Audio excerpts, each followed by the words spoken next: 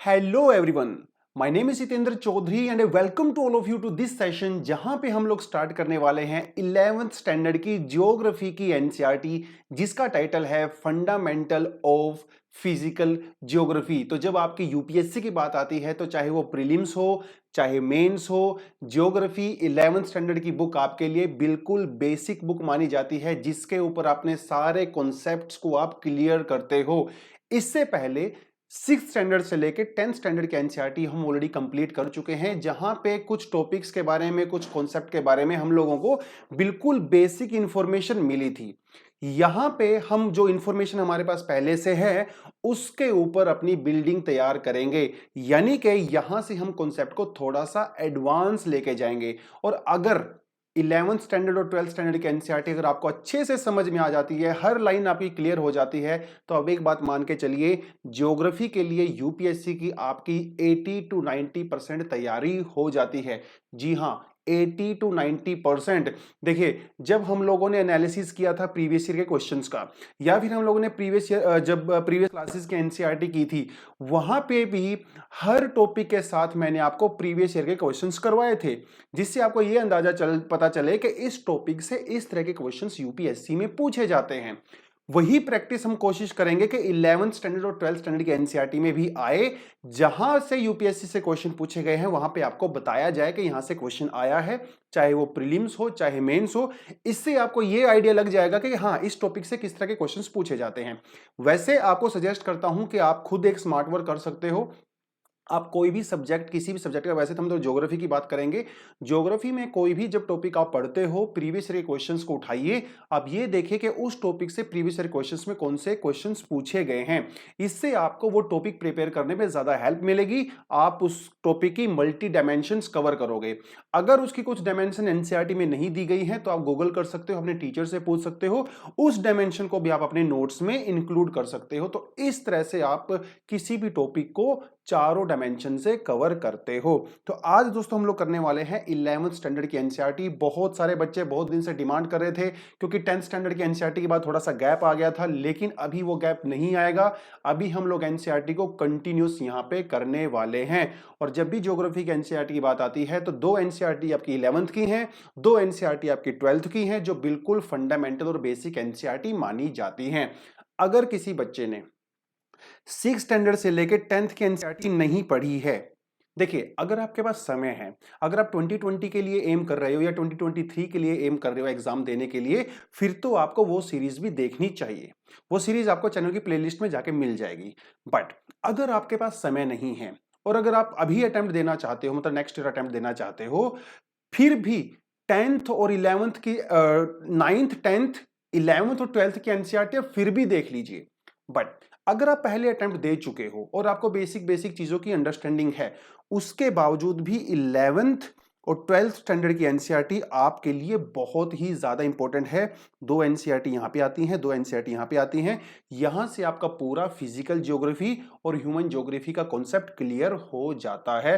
Prelims वाले questions भी और मेंस वाले क्वेश्चंस भी आप यहां से हैंडल आसानी से कर सकते हो। अगर आप साथ के साथ न्यूज़पेपर कवर करते हो और उसको ज्योग्राफी के एंगल से पढ़ने की कोशिश करते हो, तो मेंस के आंसर भी इजीली हैंडल किए जा सकते हैं, क्योंकि ज्योग्राफी में बहुत कॉम्प्लेक्स क्वेश्चंस नहीं पूछे जाते हैं। उसके अलावा एनसीईआरटी में जो बेसिक बेसिक आपके डायग्राम्स होते हैं, वो डायग्राम भी आपको पता होना चाहिए। पहले ही आपको मैंने बताया था कि डायग्राम्स के लिए आप एक अलग से नोटबुक बनाइए, जहां पे एनसीईआरटी के डायग्राम या फिर किसी और सब्जेक्ट के जो भी डायग्राम है वो गूगल वगैरह पे कहीं भी मिलते हैं। सिंपल सिंपल से डायग्राम, ज्यादा कॉम्प्लेक्स नहीं, आप उनको बनाइए, क्योंकि अपनी नोटबुक के अंदर जब उन डायग्राम्स को बनाओगे तो एग्जाम के अंदर भी उनको रिप्रोड्यूस कर सकते हो। दोस्तों, ऐसा कभी नहीं होता कि आपने क्लास में डायग्राम नहीं बनाए हैं, आप सीधा जाके पेपर में डायग्राम बनाते हो। ऐसा नहीं होता है। अगर आप हमें बनाने की कोशिश भी करते हो तो आपका बहुत ज्यादा टाइम कंज्यूम हो जाता है और वो डायग्राम भी अच्छे से नहीं बन पाता, जिसकी वजह से आपका पेपर पूरा अटेम्प्ट नहीं हो पाता है। तो डायग्राम की प्रैक्टिस भी आप पहले ही कीजिए। और ज्योग्राफी तो एक ऐसा सब्जेक्ट है जहां पे डायग्राम्स का बहुत ज्यादा स्कोप होता है। तो ये कुछ बेसिक बेसिक चीजें करवा रहा हूं, क्योंकि अभी 11th की स्टैंडर्ड जब एक बार फ्लो में स्टार्ट होगी तो बहुत सारी चीजें हम यहां पे करने वाले हैं। उसके अलावा एक और चीज आपको मैं बताता चलूं इससे पहले, 6th और 10th स्टैंडर्ड की एनसीईआरटी में हमने क्या कोशिश की थी कि हम लोग कोशिश कर रहे थे कि हमारा जो कंटेंट है, यानी कि क्लास में जो आपको मैं एक्सप्लेनेशन दे रहा था, हम कोशिश कर रहे थे कि वो एक्सप्लेनेशन उसी क्लास तक लिमिटेड रहे, उससे बाहर ना जाए, क्योंकि अगर उससे बाहर जाती तो फिर सीनियर क्लासेस का रेलेवेंस खत्म हो जाता है। लेकिन 11th और 12th स्टैंडर्ड की एनसीईआरटी में ये अप्रोच मैं चेंज करने वाला हूं। यहां पे मैं टॉपिक्स की डेप्थ में जाऊंगा, डिटेल में जाऊंगा और उस टॉपिक के स्कोप को एनसीईआरटी से बाहर भी लेके जाऊंगा, ताकि उस टॉपिक की कंप्लीट अंडरस्टैंडिंग आपको हो सके। लेकिन आप ये एक्सपेक्ट मत करना कि उसको बिल्कुल बहुत समय उस पर खर्च किया जाएगा। जैसे मान लो ओशन करंट है, अब ओशन करंट में वैसे तो 2-3 घंटे का टॉपिक होता है, लेकिन हम यहाँ पे हमारे पास इतना समय थोड़ी है। हाँ, थोड़ा सा एनसीईआरटी से बाहर स्कोप उसको मैं जरूर लेके जाऊंगा, लेकिन इतना भी नहीं कि हम लोग फाउंडेशन कोर्स, अगर उसके लिए तो हम लोग फरवरी से फाउंडेशन कोर्स लॉन्च कर रहे हैं, तो आप फाउंडेशन कोर्स को लॉन्च कीजिए, क्लास में आइए, डिटेल में विद डिक्टेशन वो टॉपिक आपको करवाया जाएगा।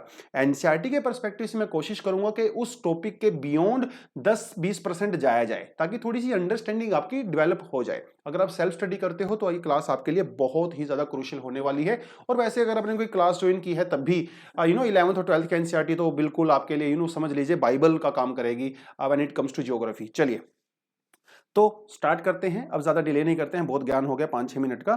खैर, कंटेंट देख लेते हैं एक बार इस एनसीईआरटी में आपका कंटेंट क्या है। देखिए, क्योंकि हम लोग आपकी सीधा पीडीएफ से करवाते हैं, तो आप भी एनसीईआरटी हमारे साथ लेके बैठ सकते हो। ज्यादा इन क्लासेस से आउटपुट आपको कब मिलेगा? जब आप पहले एनसीईआरटी पढ़ चुके होंगे, उसके बाद जब आप वीडियो देखोगे ना, तो आपको ज्यादा यहाँ पे आउटपुट मिलेगा, क्योंकि कुछ चीजें आपको वहां से समझ में आ गई होंगी ब्रॉड ब्रॉड, उसकी डिटेलिंग आप हमारी क्लास में आके यहाँ पे कर सकते हो। और ये टोटली फ्री ऑफ कॉस्ट है, तो सभी लोग इसमें वेलकम है। और अगर आपको ये हमारा इनिशिएटिव ठीक ठाक लगता हो तो अपने दोस्तों को भी बताएं, चैनल को सब्सक्राइब करें और इस वीडियो को जितना हो सके उतना स्प्रेड जरूर करें। चलिए तो जहां तक कंटेंट की बात आती है दोस्तों, 11th स्टैंडर्ड के एनसीईआरटी में आपके टोटल 6 यूनिट होती हैं। पहले यूनिट के अंदर जो हमारा पहला चैप्टर है वो होता है आपका ज्योग्राफी एज अ डिसिप्लिन। इसको हम नहीं करेंगे। अगर आप भी एनसीईआरटी खुद से पढ़ रहे हो तो इस टॉपिक को भी आप कंप्लीटली छोड़ सकते हो, this is not relevant at all. हम लोग अपनी तैयारी शुरू करेंगे यूनिट 2 से, यानी कि द अर्थ से हम लोग स्टार्ट करेंगे। यहां पे हम लोग क्या क्या पढ़ने वाले हैं? The origin of evolution of earth, interior of earth and distribution of oceans and continents. तो आज के सेकंड चैप्टर में हम लोग क्या पढ़ेंगे? Origin and the evolution of earth. कल हम लोग पढ़ेंगे इंटीरियर ऑफ अर्थ, उसके बाद हम पढ़ेंगे distribution of oceans and the continents, फिर हम लोग पढ़ेंगे लैंडफॉर्म, क्लाइमेट, वाटर, एवरीथिंग। तो आप ये समझ लीजिए कि आपके फिजिकल ज्योग्राफी आपका ऑलमोस्ट मतलब 90% से भी ज्यादा यहां से कवर हो जाता है। उसके अलावा कुछ टॉपिक अगर आपके फिजिकल ज्योग्राफी के बचते हैं तो आप कहां से कवर करते हो? जीसी लियोंग से कवर करते हो, या फिर आपके जो सेल्फ नोट्स बनाए गए होते हैं वो आप वहां से कवर करते हो। ठीक है, तो आज हम कहां से स्टार्ट करेंगे? अर्थ से स्टार्ट करेंगे। तो दोस्तों पहले आपको मैं बहुत खूब बता चुका हूं कि ज्योग्राफी का मतलब क्या होता है। जियो का मतलब होता है अर्थ, ठीक है, और ग्राफी का मतलब होता है रिप्रेजेंटेशन या फिर डिटेलिंग आप कह सकते हो। ठीक है, यानी कि हम लोगों को अर्थ को प्रेजेंट करना है, अर्थ को डिस्क्राइब करना है, अर्थ को डिटेल में जानना है। अब जब ज्योग्राफी की बात करते हैं ना, तो बहुत लोगों को लगता है, देखिए हम लोग क्लास में भी मैं कई बार ऐसा करता हूं कि मैं बच्चों को पूछता हूं कि अच्छा ज्योग्राफी का मतलब बताइए, ज्योग्राफी में हम लोग को आप क्या पढ़ते हो ज्योग्राफी में? तो ज्यादातर बच्चे ये बोलते हैं सर हम लोग ज्योग्राफी में पढ़ते हैं ओशियंस, पढ़ते हैं cyclones, rainfall, soil and all that. ज्यादातर बच्चों का आंसर यही रहता है, लेकिन ज्योग्राफी दोस्तों इससे बियॉन्ड जाती है। अगर मैं देखो, वैसे तो ज्योग्राफी की कोई ऑफिशियल डेफिनेशन नहीं होती, लेकिन हल्का सा मैं आपको बता देता हूं एक सेंटेंस में। ज्योग्राफी का मतलब होता है दोस्तों the study of phenomenas and distribution. ठीक है, study of phenomenas and distribution. ये 5 वर्ड की डेफिनेशन होती है, बिल्कुल बेसिक एकदम रॉ डेफिनेशन है। हालांकि किसी लेमैन को आप ये जाके दिखाओगे उसको इसमें समझ में नहीं आएगा, लेकिन हमें समझ में आ सकता है। Study of phenomenas and distribution. और जब आप फिनोमिना की बात करते हो ना, तो यहां पे 2 तरह के फिनोमिना हमारे पास होते हैं।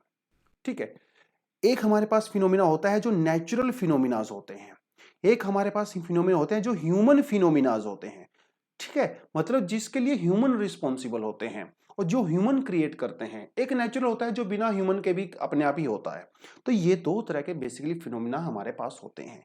जो नेचुरल फिनोमिना होते हैं ये हमारा पार्ट होता है, फिजिकल ज्योग्राफी का पार्ट होता है, और जो ह्यूमन होते हैं ये हमारा ह्यूमन ज्योग्राफी का पार्ट होता है।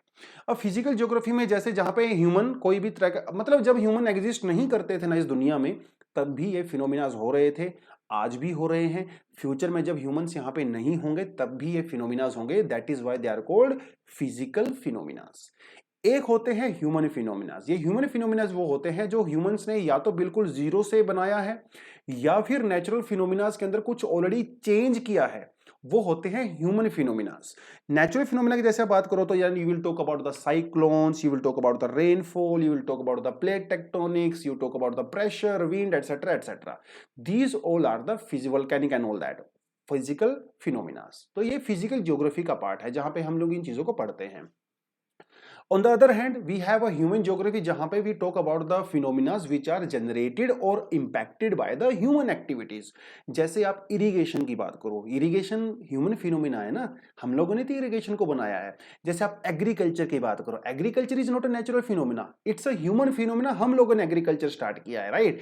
आप इंडस्ट्री की बात करो, you talk about the communication, you talk about the transport, right, you talk about the urbanisation, you talk about the settlements, मतलब population setting and all that, these all are your human phenomena, that is why we study them under your human geography।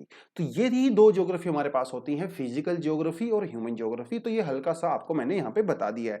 तो आज हम लोग दोस्तों start करने वाले हैं physical geography का एक पार्ट, क्योंकि देखिए ज्योग्राफी में हमें पढ़ना क्या है, हमें अर्थ के बारे में पढ़ना है ना। तो फिजिकल फिनोमिना और ह्यूमन फिनोमिना, सिर्फ इनके बारे में ही नहीं पढ़ना होता है, इनके डिस्ट्रीब्यूशन के बारे में भी पढ़ना होता है कि कौन कौन से नेचुरल फिनोमिनास कहाँ कहाँ पे हो रहे हैं, कहाँ पे ज्यादा होते हैं, कहाँ पे कम होते हैं, उसके डिस्ट्रीब्यूशन की बात करते हैं।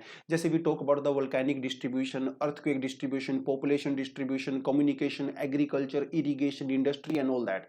तो इनके डिस्ट्रीब्यूशन के बारे में भी पढ़ना है, नॉट ओनली द फिनोमिनास। तो यही होता है total geography, study of phenomenas and the distribution. इससे सिंपल भाषा नहीं हो सकती, ठीक है। खैर, तो क्योंकि ये पूरा 11th ज्योग्राफी में हम लोग क्या पढ़ने वाले हैं इस क्लास में, सिर्फ और सिर्फ फिजिकल ज्योग्राफी पढ़ेंगे। So that is why we will talk about all these concept, चाहे वो आपका वोल्केनिक इरप्शंस हो, चाहे आपका करंट्स हो, अर्थ हो, planets and all that, lithosphere and all that, उनके बारे में हम यहाँ पे बात करेंगे। लेकिन पहले आपको ये समझना पड़ेगा दोस्तों कि जब हम लोग अर्थ के बारे में बात कर रहे हैं, क्योंकि हम लोगों की ज्योग्राफी में पूरा अर्थ के बारे में ही पढ़ना है, तो पहली ड्यूटी हमारी क्या है, पहली ड्यूटी ये है कि अर्थ आया कहां से है, अर्थ बना कैसे है, अर्थ की फॉर्मेशन क्या है, पहले वो जानेंगे, फिर हम लोग अर्थ के बारे में आगे डिस्कशन करेंगे। तो पहले हम लोग किसके बारे में बात करेंगे, let's talk about the universe and solar system and then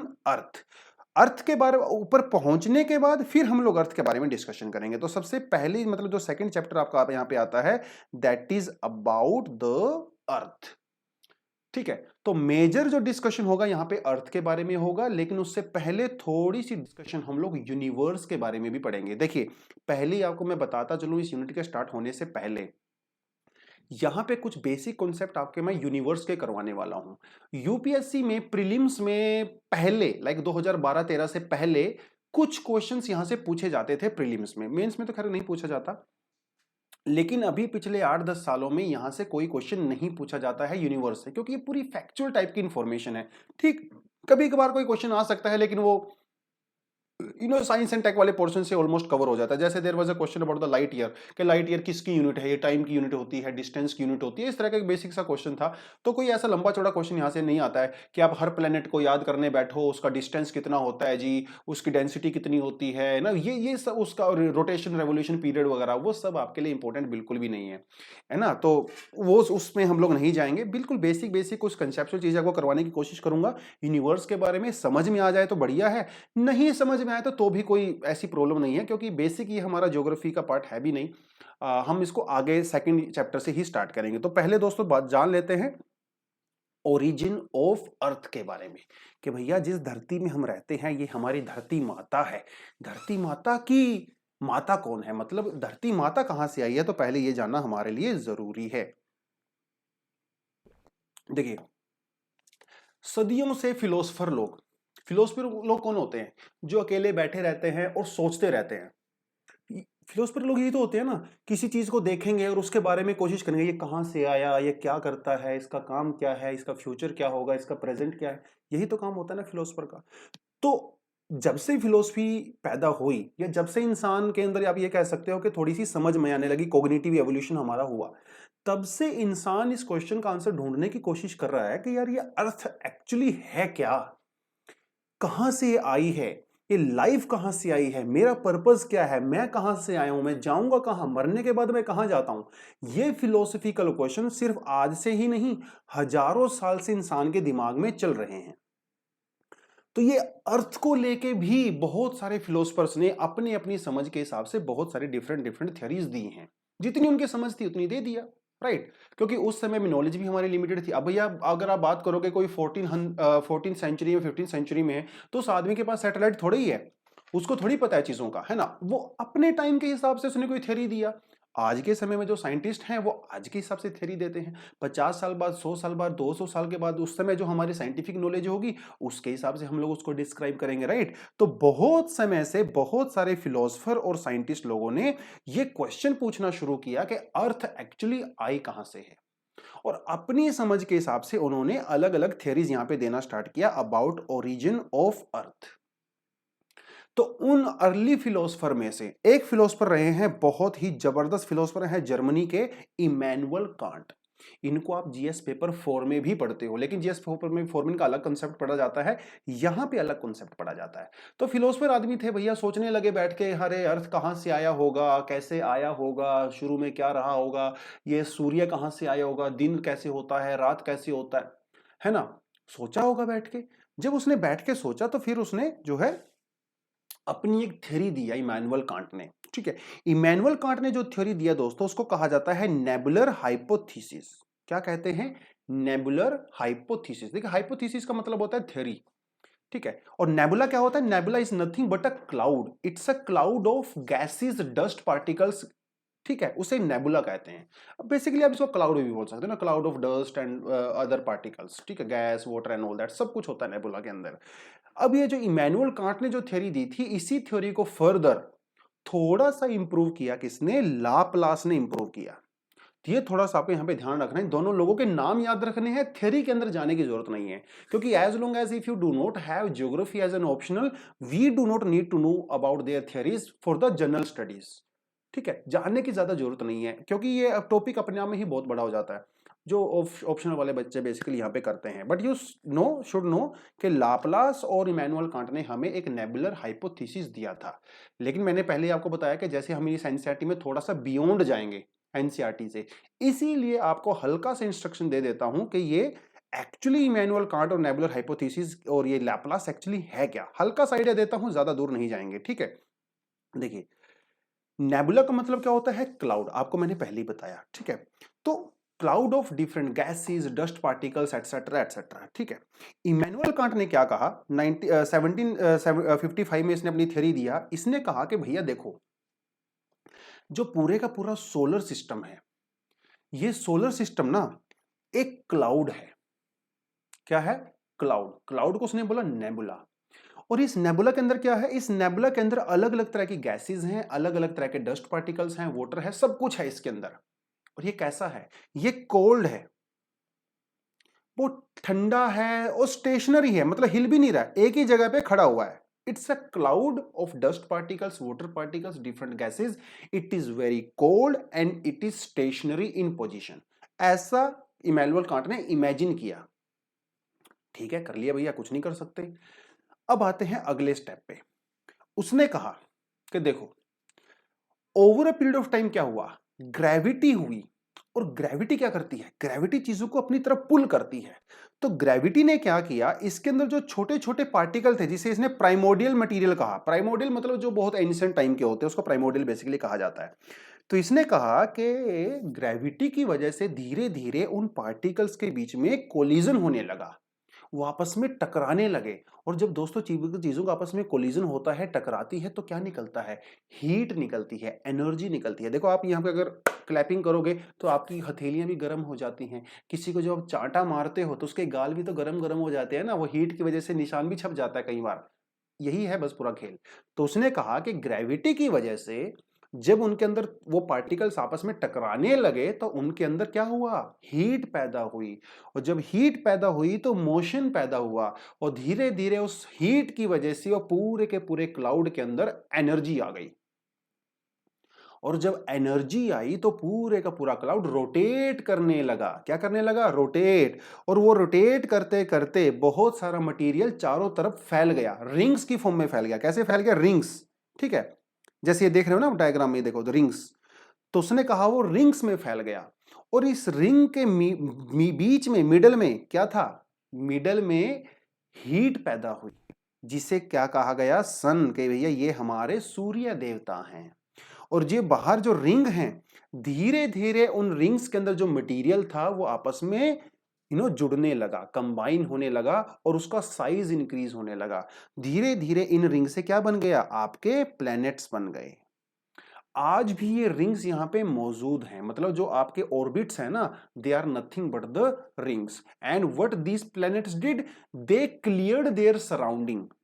तो अभी जो हमारी एस्ट्रॉयड बेल्ट है बिटवीन अर्थ एंड मार्स, वो कहते हैं कि वो एस्ट्रॉयड बेल्ट आज भी वही पुराना मटेरियल है जो कंबाइन नहीं हो पाया। और मिडिल में क्या रह गया? हमारे सूर्य देवता रह गए। ठीक है, जहां पे आपका न्यूक्लियर फ्यूजन रिएक्शन होता है। ये थ्योरी किसने दी थी? लाप्लास ने दी थी। अब इस थ्योरी के अंदर दोस्तों बहुत सारे प्रॉब्लम्स हैं, बहुत सारी प्रॉब्लम्स हैं। पहली बात तो देखो, वैसे तो ये चीजें आपको करवाने का नहीं है क्योंकि जीएस में आपके लिए रेलेवेंट नहीं है, लेकिन कुछ हल्का हल्का इंट्रोडक्शन दे देता हूं। पहली चीज तो ये कि भैया वो जो मटेरियल है वो आया कहां से, पहली बात। दूसरी बात ये कि जब ग्रेविटी की वजह से वो पुल हुआ तो उसके अंदर इतनी ज्यादा हीट जब पैदा हुई तो उसके अंदर रोटेशन कैसे होगा? ये तो आपका angular momentum conservation of energy के अगेंस्ट में होता है। क्योंकि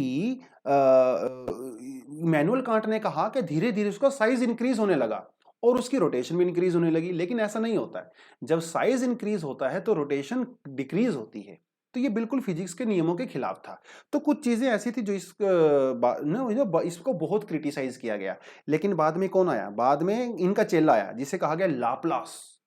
लाप्लास ने कहा कि देखो मेरे गुरुजी गलत नहीं हो सकते, पूरी तरह से गलत नहीं हो सकते। हाँ, उनकी थ्योरी में कुछ गड़बड़ हो सकती है, लेकिन I will improve the work of my teacher. Actually उनके टीचर नहीं थे लेकिन उनको बड़ा मानते होंगे। तो उन्होंने इमैनुअल कांट की जो कमियां थी थ्योरी के अंदर उसको दूर किया। उन्होंने कहा कि देखो नेबुला तो था, मतलब वो क्लाउड तो था जिसके अंदर डस्ट पार्टिकल वगैरह सब थे, लेकिन वो कोल्ड नहीं था, वो पहले से ही काफी हॉट था। अब ये उन्होंने पूरा चेंज कर दिया। मतलब उसके अंदर ये सबसे बड़ा क्वेश्चन यही था कि भैया वो आया कहां से। तो इन्होंने कहा कि देखो वो हमेशा से ही था and that was very warm. चलिए मान लिया। उन्होंने कहा क्योंकि वो वार्म था तो इसकी वजह से वो एक्सपैंड हुआ, और जब एक्सपैंड हुआ तो उसकी रोटेशन इंक्रीज होने लगी। तो ये उन्होंने उनके अंदर जो कमी थी कांट के अंदर वो भी उन्होंने दूर कर दी। तो दोनों चीजें उन्होंने दूर कर दी। फिर उन्होंने कहा कि देखिए धीरे धीरे जब वो क्लाउड का साइज इंक्रीज होने लगा, उसके सेंटर में न्यूक्लियर फिजन हुआ, हाइड्रोजन से हीलियम बनी, देयर वाज द सन, और जो बाहर की तरफ मटेरियल जा रहा था दैट वाज अ रिंग। उस एक रिंग में से बाद में दूसरी रिंग्स निकल गई जिसमें से आज हमारे प्लेनेट बन गए हैं। ऐसा किसने कहा था? लाप्लास ने कहा था। तो लगभग लगभग ये दोनों थ्योरी एक के एक जैसी ही हैं, थोड़ा सा डिफरेंस है। इसलिए इनको कहा जाता है nebular hypothesis, given initially given by Immanuel Kant but later on improved by mister Laplace. ठीक है, तो ये थोड़ा सा आपको यहाँ पे समझना पड़ेगा। तो देखिए 11th स्टैंडर्ड के एनसीईआरटी का यही मैजिक है, एक एक लाइन में उन्होंने ये कॉन्सेप्ट को बता रखा है। तो ये now this is your duty, you need to go back, you need to do some Google and you need to do some research on your own कि एक्चुअली में है क्या। ठीक है, तो देखिए इन्होंने कहा कि अर्थ के ओरिजिन को लेके जो इनिशियल थ्योरीज थी, these theories were given by mister Immanuel Kant and Laplace under nebular hypothesis. ठीक है, तो इसके बारे में इन्होंने ये पूरा यहां पे बता रखा है। उसके बाद क्या हुआ? 1900 में देयर वाज अनदर पर्सन जिसका नाम था चेम्बरलेन और मोल्टन। इन्होंने भी दोस्तों एक थ्योरी दी, बड़ी इंटरेस्टिंग थ्योरी थी इनकी। तो इन्होंने थ्योरी दी about the wandering star. Wander का मतलब क्या होता है? जो घूमता फिरता रहता है। आजकल के तो ट्रैवलिंग का बड़ा फैशन है, तो लोग अपनी टी शर्ट के ऊपर भी लिखवा लेते हैं वंडरलस्ट। कुछ लोग अपने इंस्टाग्राम की आईडी दे देते हैं, है ना, वंडरलस्ट। चाहे वो कहीं घूमे ना हो, वो दिल्ली में घूमते इधर से उधर, लेकिन लिखवाने में क्या जा रहा है? वंडरलस्ट। तो वंडर का मतलब क्या होता है? वंडर का मतलब होता है जब आप घूमते रहते हो, ठीक है, उसका मतलब है वॉन्डर। तो यहां पे भी वो किसकी बात कर रहा है? वॉन्डरिंग स्टार की बात कर रहा है। वॉन्डरिंग स्टार की बात कर, देखिए थोड़ा सा आपको समझाता हूं। ये वाला देखो। तो चैम्बरलेन ने कहा कि हमारा भैया यहां पे प्रोटोस्टार था। क्या था? प्रोटोस्टार। इस प्रोटोस्टार के पड़ोस में एक और स्टार आया जिसे कहा गया वॉन्डरिंग स्टार या फिर अप्रोचिंग स्टार। अब ये बड़े स्टार के पास में जब छोटा स्टार आएगा तो क्या होगा? वो उसके ऊपर ग्रेविटेशनल पुल तो करेगा। उस ग्रेविटेशनल पुल की वजह से हमारे प्रोटोस्टार में से कुछ मटेरियल निकल के अलग हो गया, और वो जो मटेरियल अलग हुआ ना, वो फिर बाद में उसके चारों तरफ रिवॉल्व करने लगा, जिसकी वजह से हमारे प्लैनेट्स बने। और ये बाद में जो है कहीं और भाग गया। तो मतलब एक बार ये हमारे सन के पड़ोस में आया, उस पड़ोस में से फिर बाद में भाग गया। ये स्टोरी किसने दी? चैम्बरलेन ने दी। काफी एब्सर्ड सी थ्योरी है, विश्वास नहीं हो पा रहा है, लेकिन ठीक है, दिया है तो क्या कर सकते हैं। तो चैम्बरलेन ने और मोल्टन ने यही थ्योरी के बारे में बात किया। उसके बाद मिस्टर जेम्स आए और मिस्टर हरोल्ड आए, ठीक है। इन्होंने भी एक थ्योरी दिया जिसे कहा गया टाइडल थ्योरी। इन्होंने भी वही सेम प्रोटोस्टार के बारे में बात की, लेकिन दोनों के प्रोटोस्टार में फर्क है। चैम्बरलेन भाई साहब ने जो प्रोटोस्टार की बात की था, वो बिल्कुल ठंडा था। उसके अंदर सॉलिड पार्टिकल्स थे, गैस पार्टिकल थे, वाटर पार्टिकल थे। लेकिन मिस्टर जेम्स ने और हेरोल्ड ने, जेफरी ने जिस थ्योरी की बात की, इन्होंने कहा कि जो भैया प्रोटोस्टार था ना, वो काफी गर्म था। दोनों की थ्योरी में सिर्फ यही फर्क है, बाकी सारी चीजें लगभग सेम है। उसके बाद थोड़ा सा अगर आप आगे जाओगे तो रसल भाई साहब भी एक थे जिन्होंने जो है बाइनरी थ्योरी, जिसे हम लोग बाइनरी थ्योरी कहते हैं। बाइनरी थ्योरी भी लगभग वही है जो इन्होंने बात कही है, हालांकि इसमें कोई ज्यादा फर्क नहीं है, ठीक है। इसी तरह की कुछ ना कुछ थ्योरी है, तो बहुत हल्का हल्का सा डिफरेंस है। बाइनरी का मतलब होता है एक्चुअली दो, है ना, तो एक ये हो गया, एक ये, दो ये हो गए, तो इसी को बाइनरी थ्योरी कहा जाता है। हल्का सा उसके अंदर मॉडिफिकेशन हुआ है, मोर और लेस वही है, ठीक है। तो यहां पे बात की गई। उसके बाद 1950s में ओटो स्मिथ और कार्ल वीजकार ने भी एक थ्योरी दी जिसे कहा गया इंटरस्टेलर हाइपोथेसिस। क्या कहा गया? Interstellar hypothesis. इन्होंने भी उसी थ्योरी की बात की जो थ्योरी की बात जो है लाप्लास ने की थी। ऑलमोस्ट मतलब वही थ्योरी है, कोई ज्यादा फर्क उसमें है नहीं। इन्होंने कहा कि सन के चारों तरफ ना पहले एक सोलर नेबुला हुआ करता था, ठीक है, और उसके अंदर क्या था? डस्ट पार्टिकल्स हुआ करते थे। देखिए थोड़ा डायग्राम शायद मेरे पास है, ये रहा, ठीक है। आप यहाँ पे देख सकते हो, तो ये स्मिथ की थ्योरी है। इन्होंने कहा कि इनिशियली ये जो आपका पूरा सोलर सिस्टम है, इसके अंदर जो है पूरे डस्ट पार्टिकल हुआ करते थे। बाद में जब ये रोटेट करने लगा तो डस्ट पार्टिकल जो है आपस में कंबाइन होने लगे, और धीरे धीरे उनका साइज इंक्रीज होने लगा और हमारा सोलर सिस्टम बन गया, ठीक है। तो बेसिक बेसिक उसने वही बात की है जो उन्होंने पहले बात हम लोग कर चुके हैं। तो प्रोसेस ऑफ एक्रीशन इसको कहते हैं। प्रोसेस ऑफ एक्रीशन का मतलब होता है कि जब छोटे छोटे पार्टिकल कंबाइन होकर बड़ा पार्टिकल बनाते हैं। और जब दोस्तों पार्टिकल धीरे धीरे बड़ा बनने लगता है तो उसकी ग्रेविटेशनल फोर्स भी इंक्रीज होने लगता है ना, तो और छोटे पार्टिकल्स को अट्रैक्ट करने लगता है। तो यही थोड़ा सा इसका कॉन्सेप्ट होता है, ठीक है। कोई एग्जाम के लिए बहुत ज्यादा इंपॉर्टेंट है नहीं, प्रीलिम्स में हो सकता है कुछ ना कुछ इधर उधर वो पूछ ले, मेंस में तो कुछ पूछेगा नहीं, ठीक है। ये थोड़ी सी चीजें हो गई। अब ये थोड़ी सारी सारी थ्योरी ना पुरानी है। बात करते हैं नई थ्योरी की, क्योंकि ये सारी की सारी थ्योरी के अंदर बहुत सारी कमियां हैं, तो वो सारे आंसर्स नहीं करती हैं। But now let's talk about the modern theories. Modern theory में भी कई सारी थ्योरीज हैं, but there is one theory which has the maximum support of the geographers, scientist and experts. उस थ्योरी को कहा जाता है बिग बैंग थ्योरी। क्या कहते हैं? Big bang theory. According to this big bang theory, हमारा जो यूनिवर्स है ना, universe is expanding. Universe is expanding. जैसे लॉकडाउन के टाइम में क्या हो रहा है, बहुत सारा खाया और उस खा के आप भी एक्सपेंड हो गए, है ना, मोटे हो गए। तो जब तो बेसिकली जब गुब्बारे के अंदर जब आप हवा भरते हुए inflate the balloon, balloon also expends ना। तो एक ये कहता है कि हमारा यूनिवर्स जो है वो स्टैटिक नहीं है भैया, जितना जैसा पहले सोचा जाता था, ये एक्सपैंड कर रहा है। इवन अल्बर्ट आइंस्टाइन भी यही कहते थे कि हमारा यूनिवर्स जो है वो स्टैटिक है, स्टेशनरी है। जब अल्बर्ट आइंस्टाइन को ये बात बताई गई प्रूफ के साथ कि नहीं भैया वो तो एक्सपेंड कर रहा है, तो वो बड़ा है ना, बड़ा लाइक एकदम सरप्राइज हो गए थे कि कैसे अर्थ जो है एक्सपेंड कर सकता है। उन्होंने बाद में अपनी गलती भी मानी थी। तो अर्थ एक्सपेंड, यूनिवर्स एक्सपेंड कर रहा है। Now this is a very established theory. Now who was the person जिसने ये थ्योरी दिया था? उसका नाम था एडविन हब्बल। तो 1920s में उन्होंने यूनिवर्सल एक्सपेंशन की थ्योरी दी थी मिस्टर हब्बल ने। ठीक है, ये तो ये आप यहाँ पे देख सकते हो, मतलब ये इसकी बजाय मैंने आपके लिए और बढ़िया डायग्राम लेके आया हूं मैं आपके लिए, आप उसको देख सकते हो। देखिए, this is your universe expand. तो इस एक पॉइंट से चला यूनिवर्स और वो धीरे धीरे इस तरह से एक्सपैंड होने लगा और आज भी वो एक्सपैंड हो रहा है। तो मिस्टर हब्बल ने सबसे पहले ये बात की थी। अब देखो देखो मिस्टर हब्बल ने सिर्फ एक्सपेंशन की बात की थी, उसके अलावा उन्होंने कोई बात नहीं की। और मिस्टर हब्बल को कैसे पता चला कि यूनिवर्स एक्सपैंड कर रहा है, ये भी अपने आप में बड़ी इंटरेस्टिंग थ्योरी है। इसे कहा जाता है रेड शिफ्ट। क्या कहते हैं? Red shift. देखिए, एक मिनट, होता क्या है ना, हमारा जो इलेक्ट्रोमैग्नेटिक स्पेक्ट्रम होता है, मतलब हमारी जो विजिबल लाइट होती है, विबग्योर तो सबने सुना होगा ना, है ना? तो वायलेट से स्टार्ट होता है, वो रेड तक जाता है। रेड की वेवलेंथ जो है वो सबसे ज्यादा होती है, इसलिए तो दूर तक ट्रेवल करती है। आपके जो ट्रैफिक सिग्नल्स होते हैं यहाँ पे रेड लाइट का यूज क्यों करते हैं? क्योंकि दूर तक देख सकते हो, है ना? तो ये होता है। तो आपका जो है वॉयलेट के बाद जो है इंडिगो होता है, इंडिगो बाद आपका ब्लू होता है। ठीक है, तो ये आपका ब्लू हो गया और ये आपका रेड हो गया। तो रेड की वेवलेंथ होती है ज्यादा, ब्लू की वेवलेंथ होती है कम। अब एक आप चीज समझिए, वेवलेंथ का मतलब जो दूर तक ट्रेवल कर सके। इसका मतलब कोई चीज अगर आपसे बहुत दूर होगी या वो दूर जा रही होगी तो उससे जो है लॉन्ग वेवलेंथ निकलती है। लॉन्ग वेवलेंथ का मतलब होता है रेड वेवलेंथ। और जो आपके पास आ रही है मतलब उसकी वेवलेंथ कम हो रही है। अगर कोई चीज आपके पास आती है, धीरे धीरे धीरे धीरे धीरे पास आती है, तो इसका मतलब उसकी वेवलेंथ भी कम होगी। और वेवलेंथ कम होने का मतलब क्या होता है? ब्लू होता है। इसका मतलब अगर कोई चीज आपसे दूर जा रही है, दूर, तो उसकी वेवलेंथ रेड की तरफ शिफ्ट हो रही है, क्योंकि रेड की वेवलेंथ ज्यादा होती है। और अगर कोई आपके क्लोज आ रही है तो उसकी वेवलेंथ कम हो रही है, इसलिए मतलब वो ब्लू की तरफ शिफ्ट हो रही है। इसे कहा जाता है शिफ्टिंग।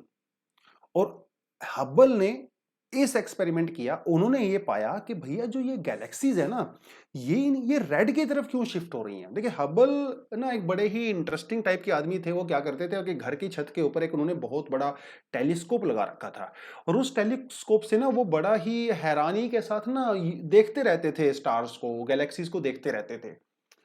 और वो देखा जब उन्होंने, तो उन्होंने चीज नोटिस की कि यार ये गैलेक्सी से जो वेवलेंथ आ रही है ना, जो वेवलेंथ आ रही है, ये रेड की तरफ क्यों जा रही है। उन्होंने एक बार, दो बार, तीन बार, पचासों बार, हजारों बार वो एक्सपेरिमेंट किया। हर बार उन्होंने यही पाया कि वो गैलेक्सीज ना रेड की तरफ शिफ्ट हो रही हैं। रेड की तरफ शिफ्ट होने का मतलब उनकी वेवलेंथ इंक्रीज हो रही है। तब वो जाके कंक्लूजन पे पहुंचे कि गैलेक्सीज एक दूसरे से दूर जा रही हैं। और दोस्तों, जब गैलेक्सी एक दूसरे से दूर जा रही हैं, इसका मतलब यूनिवर्स एक्सपैंड हो रहा है।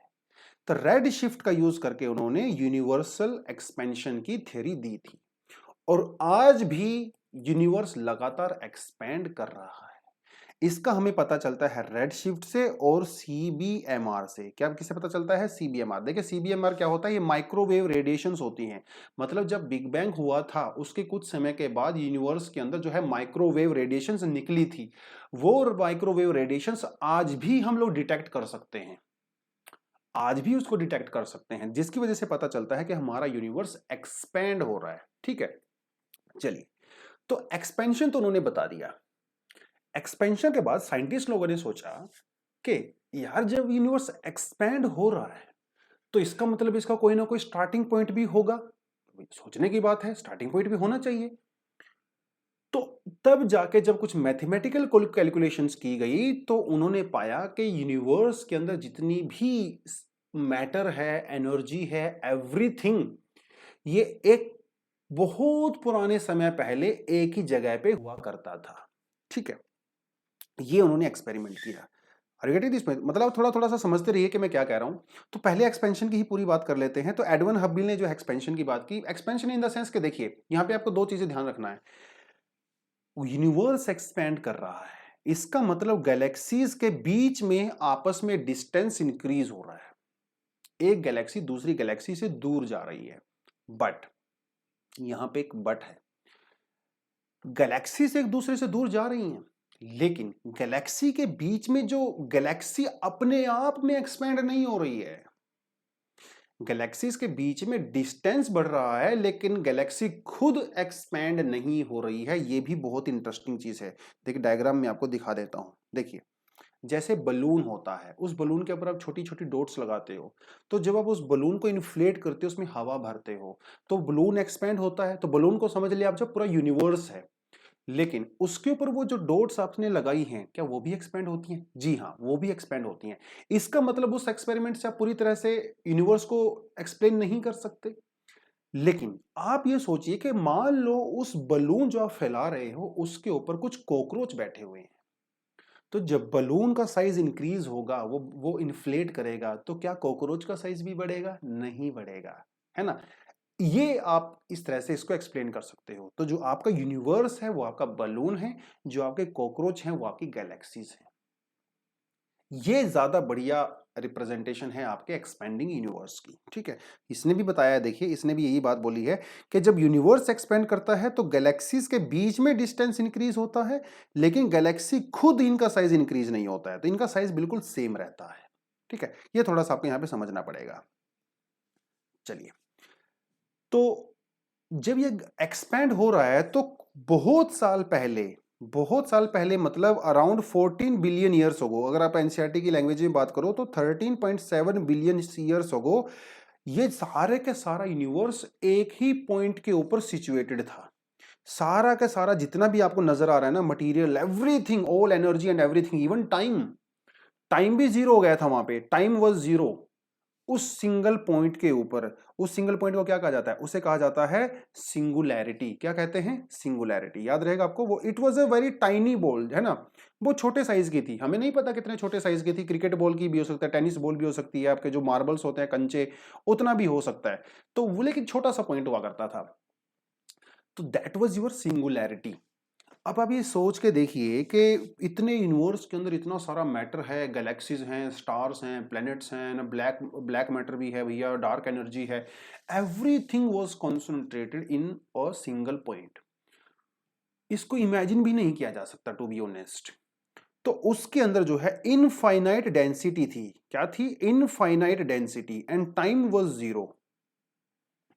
Infinite density, infinite pressure, infinite temperature, infinite, everything was infinite and time was zero।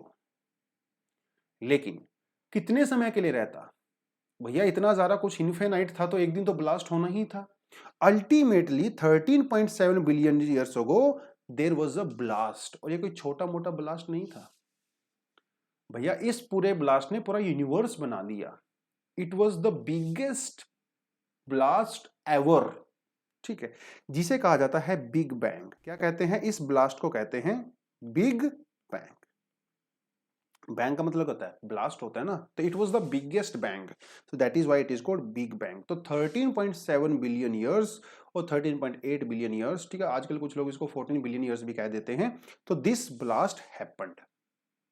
ठीक है, अब वहां से यूनिवर्स जो है वो बन गया।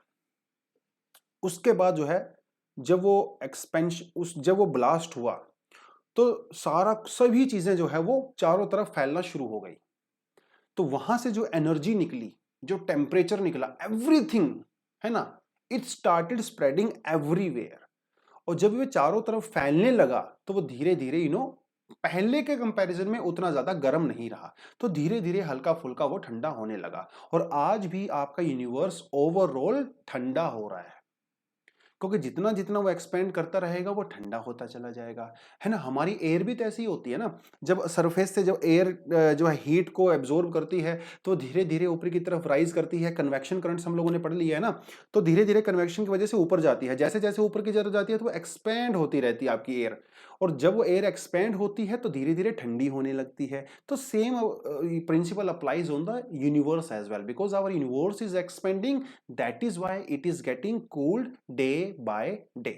और एक दिन ऐसा आएगा जब पूरे का पूरा यूनिवर्स 100% ठंडा हो जाएगा और उस दिन ये कोलैप्स होना शुरू हो जाएगा। ठंडा हो जाएगा तो कोलैप्स होना शुरू हो जाएगा and then again this whole process will go on. ठीक है, सो ऐसा माना जाता है।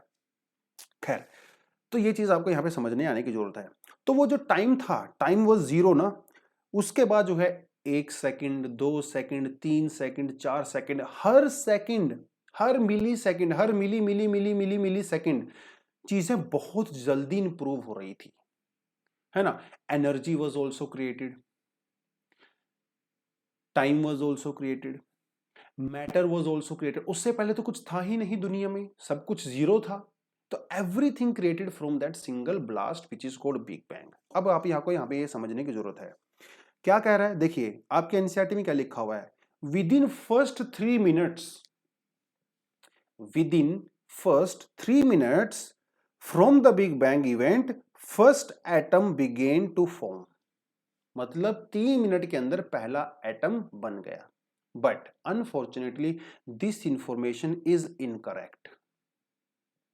तो एनसीईआरटी के अंदर ये इंफॉर्मेशन गलत दी हुई है, आप इसको थोड़ा करेक्ट कर लीजिए। दोस्तों जब से 0 से लेके 3 मिनट के बीच में पहला एटम नहीं बना था एक्चुअली, यहां पर बने थे सब एटॉमिक पार्टिकल्स। ठीक है, क्या बने थे, सब एटॉमिक पार्टिकल्स। सब एटॉमिक पार्टिकल्स का मतलब होता है electron, proton, positron, quartz, Quasar etcetera etcetera, हजारों होते हैं। ठीक है, सब एटॉमिक पार्टिकल बने थे। एटॉमिक एटम अभी नहीं बना था। एटम तो तब बनता है ना जब सब एटॉमिक पार्टिकल आपस में कंबाइन होते हैं भैया, electron, proton, neutron etcetera etcetera. अभी एटम नहीं बना है, अभी सिर्फ सब एटॉमिक पार्टिकल बने हैं फ्रॉम टाइम 0 से लेके 3 मिनट। ये थोड़ा सा यहाँ पे गलत दिया हुआ है। ठीक है, तो सब एटॉमिक पार्टिकल का मतलब होता है कि इनके अंदर बहुत ज्यादा हीट है। हीट का मतलब होता है कि प्लाज्मा स्टेज में है, प्लाज्मा। और प्लाज्मा स्टेज के अंदर बहुत सारी हीट होती है। और जब प्लाज्मा स्टेट के अंदर ना दोस्तों, this is not transparent, this is opaque. तो उस समय पूरे यूनिवर्स में चारों तरफ प्लाज्मा ही प्लाज्मा फैला हुआ था and you can not see through plasma. So पूरा universe was non transparent, it was opaque. ठीक है, between time 0 and 3 minute. But after 3 minutes what happened, after 3 minutes first atom was born. मतलब इससे पहले जो छोटे छोटे सब एटॉमिक पार्टिकल थे ना, अभी वो एटम में बनने लगे। तो आपके न्यूट्रॉन, प्रोटॉन, इलेक्ट्रॉन वगैरह ना वो अपने आप को एडजस्ट करने लगे और सबसे पहले एटम बनना शुरू हुआ। तो सबसे पहले कौन सा एटम बनेगा, ऑक्सीजन थोड़ी बनेगा, नाइट्रोजन थोड़ी बनेगा, कौन सा बनेगा, जो सबसे सिंपल होगा। The simplest atoms were born. और सिंपलेस्ट एटम कौन से होते हैं, आपके हाइड्रोजन और helium. majority of it was only hydrogen, some part of it was helium and some ना lithium विथियम हल्का फुल्का होगा कुछ ना कुछ 0.001% 2% है ना, but most of that was hydrogen and helium। ठीक है, major part of was hydrogen, थोड़ा बहुत जो है 10-20% आपका हीलियम रहा होगा, हल्का फुल्का जो है 1-आधा% आपका जो है लिथियम विथियम रहा होगा। तो ये सब स्टार्ट हुआ। अब आप एक चीज बताइए, जो गैस होती है, क्या गैस नॉन ट्रांसपेरेंट होती हैं, नहीं होती ना, गैस तो ट्रांसपेरेंट होती है। तो आफ्टर 3 मिनट्स क्या हुआ, आफ्टर 3 मिनट्स क्या हुआ, आपका पूरे का पूरा यूनिवर्स जो है वो ट्रांसपेरेंट हो गया। क्या हो गया, ट्रांसपेरेंट। क्योंकि उसके बाद सब गैस गैस हो गई चारों तरफ एंड गैसेस तो ट्रांसपेरेंट होती हैं। तो between 3 minute and between 3 lakh years, between 3 minute and 3 lakh years our universe was completely transparent. ठीक है, तो चारों तरफ यूनिवर्स के अंदर गैस ही गैस भरी हुई थी, गैस ही गैस भरी हुई थी। अब यहां से स्टार्ट होता है फॉर्मेशन ऑफ गैलेक्सीज। थोड़ा इमेजिन करना पड़ेगा आपको, गैस भरी हुई है चारों तरफ, हाइड्रोजन, हीलियम चारों तरफ पूरे यूनिवर्स के अंदर and it was very transparent and it was getting cooled also, क्योंकि प्लाज्मा स्टेज तो गर्म होती है लेकिन गैसेस स्टेज तो ठंडी होती है। अब अगर आप गैस की बात करोगे तो गर्म थोड़ी होती है ना। अब मेरे चारों तरफ जो है इस समय गैस है वो गर्म थोड़ी है, तो हाइड्रोजन हीलियम भी तो ठंडी होती है ना। तो उस समय यूनिवर्स काफी ठंडा था। ठीक है, काफी ठंडा था। एक और कॉन्सेप्ट दिया था, होयल ने कॉन्सेप्ट दिया था, इसने कहा था कि स्टेडी स्टेट थ्योरी दी थी। होयल ने कहा था देखो यूनिवर्स एक्सपेंड नहीं हो रहा है, ये फालतू की बातें हैं, यूनिवर्स हमेशा से ऐसा ही था, आगे भी ऐसा ही रहेगा। लेकिन ये थ्योरी को कंप्लीटली रिजेक्ट कर दिया गया है। तो आज के समय में जो थ्योरी चलती है that is big bang theory. हालांकि अभी कुछ नई थ्योरीज भी आ रही हैं मार्केट में, साइंटिस्ट लोग निकाल के लेके आ रहे हैं, कोई मल्टी यूनिवर्स की थ्योरी दे रहा है, कोई स्ट्रिंग थ्योरी दे रहा है, कुछ ना कुछ अलग थ्योरी आती रहती हैं, बट मोर और less this big bang theory has many evidences. ठीक है, ये चीजें यहां से इस तरह से स्टार्ट हुई थी। आया कुछ समझ में? ठीक है, नहीं आएगा तो भी कोई दिक्कत नहीं है, क्योंकि एग्जाम के पर्सपेक्टिव से ज्यादा इंपॉर्टेंट है नहीं, मैं तो सिर्फ बेसिक क्लैरिटी के लिए आपको ये चीजें करवा रहा हूं। खैर आगे बढ़ते हैं। अब बात करते हैं स्टार फॉर्मेशन की। स्टार्स कैसे बने, ये भी अपने आप में बहुत इंटरेस्टिंग है। देखिए, जब चारों तरफ गैस का क्लाउड फैल गया था, ठीक है, चारों तरफ जब गैस का क्लाउड फैल गया तो उससे क्या हुआ? अब वो जो गैस फैल गई थी चारों तरफ, दैट वाज नॉट यूनिफॉर्म। ठीक है, उसका जो डिस्ट्रीब्यूशन था वो नॉन यूनिफॉर्म था। Non uniform in the sense के पूरे यूनिवर्स में कई जगह पे थोड़ा थोड़ा जो है गैसेस थोड़ी सी ज्यादा इकट्ठी हो गई थी। यूनिफॉर्मली इस यूनिवर्स में कुछ भी नहीं है, हर चीज जो है वो अनइवनली डिस्ट्रीब्यूटेड है, हर चीज एवरीथिंग एवरीवेयर। तो वो जो पूरा क्लाउड था ना, देखिए थोड़ा सा डायग्राम मैंने आपको दिखा दूंगा, यहाँ पे बनाया हुआ है मैंने। तो समझ लीजिए कि आप ये पूरा जो पेज आपके सामने है, ये पूरे का पूरा क्लाउड है। तो ये यूनिफॉर्मली डिस्ट्रीब्यूटेड नहीं है, इस बीच में कहीं कहीं अलग अलग से क्लस्टर्स आपको देखने को मिलते हैं। जैसे ये नंबर 1 है ना, ये 2 number, 3 number, 4 number, 5 number, 6 number, इनके बीच में भी गैस है, नो डाउट। लेकिन कई कई जगह पे अलग अलग जगह पे बिल्कुल छोटे छोटे क्लम्प्स बन गए। क्लम्प्स इन द सेंस के वहां पे थोड़ी सी गैस ज्यादा इकट्ठी हो गई, हाइड्रोजन और हीलियम। इनको कहा गया गैलेक्टिक नेबुला। बाद में इन्हीं से गैलेक्सीज बनी। क्या बनी? बाद में इन्हीं से गैलेक्सी बनी। अब इस गैलेक्टिक नेबुला के अंदर क्या हो रहा था, एक छोटा सा पार्ट हम लोग निकाल, जैसे मान लो मैंने एक को मैं अलग से निकाल लेता हूं, ठीक है, इसको कहते हैं स्टेलर नेबुला। तो वो छोटे छोटे कलम्स इकट्ठे हो गए थे ना, है ना, उसके अंदर जो है वो बने हमारे स्टार्स बनेंगे। तो उसके अंदर भी फर्दर गैस यूनिफॉर्मली डिस्ट्रीब्यूटेड नहीं है। ठीक है, तो ये थोड़ा सा वैसा है ना, जैसे वो डब्बे के अंदर डब्बा, डब्बे के अंदर डब्बा, डब्बे के अंदर डब्बा होता है। तो एक हमारा बड़े वाला डब्बा है जिसके अंदर पूरा गैस है, उसके अंदर छोटे छोटे डब्बे हैं जिसके अंदर जो है वो गैसेस इकट्ठी हो गई हैं, उन डब्बों के अंदर फर्दर छोटे छोटे डिब्बे हैं जिसके अंदर और ज्यादा गैस इकट्ठी हो गई है। अब इनके अंदर क्या होता है, ये काफी इंटरेस्टिंग है देखने को। इसे कहा जाता है स्टेलर नेबुला। क्या कहते हैं? Stellar nebula. स्टेलर नेबुला के अंदर दोस्तों स्टार्स बनते हैं। गैलेक्टिक नेबुला के अंदर गैलेक्सीज बनती हैं। तो गैलेक्सी तो बहुत बड़ी होती है, गैलेक्सी के अंदर millions and billions of stars होते हैं।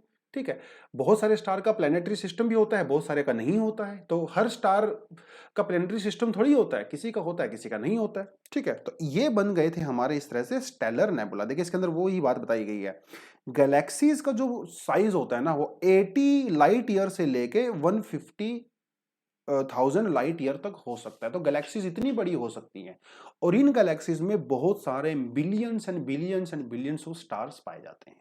हमारी गैलेक्सी क्या नाम है? मिल्की वे।